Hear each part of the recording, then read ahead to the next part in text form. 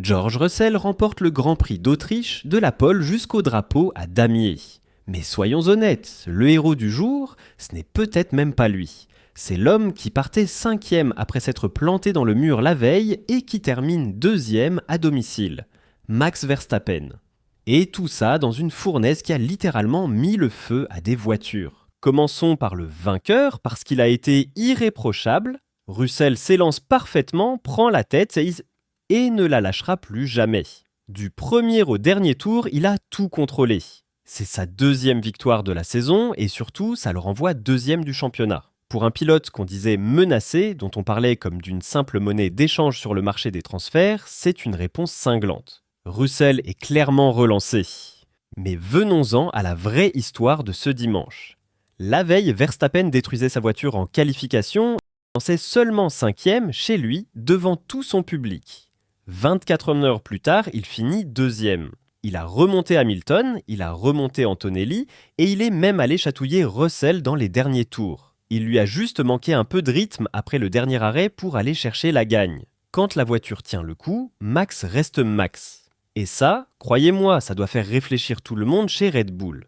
3e, le leader du championnat, Kimi Antonelli. Mais son après-midi a été beaucoup plus laborieux. Un mauvais départ, plusieurs sorties larges, des grands moments où il est parti dans l'herbe. Il a serré les dents pour revenir et il sauve un podium en repoussant Verstappen de 3 dixièmes seulement. Le souci pour lui, c'est le classement général. Son avance-fond, il n'a plus que 40 points d'avance. La pression commence sérieusement à monter.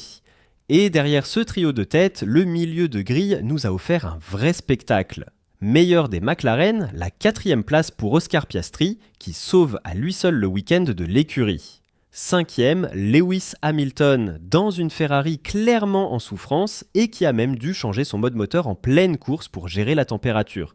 Mais la vraie claque, elle est juste derrière.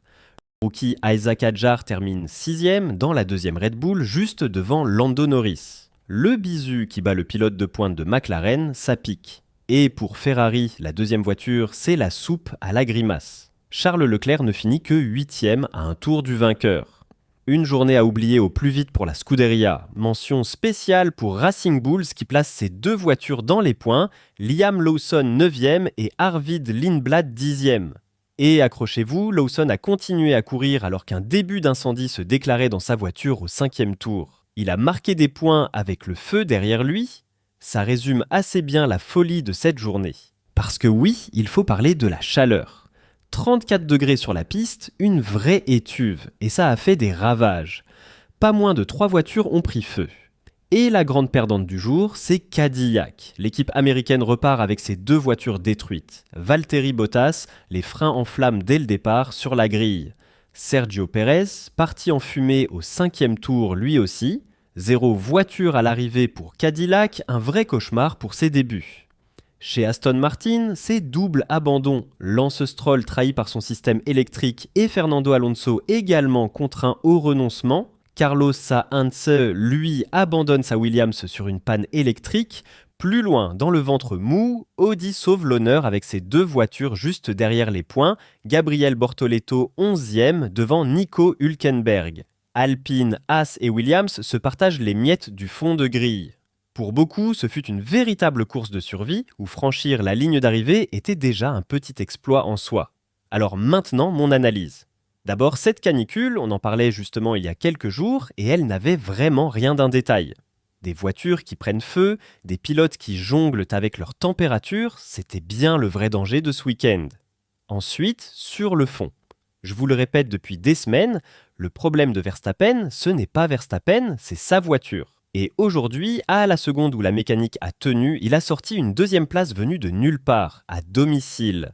Le talent est toujours là, totalement intact. Enfin, pour Antonelli, ce podium sauve les meubles, mais le départ manqué et l'avance qui s'effrite confirment ce que je martèle depuis le début. Sa pire ennemie, ce n'est ni Russell ni Verstappen, c'est sa propre régularité.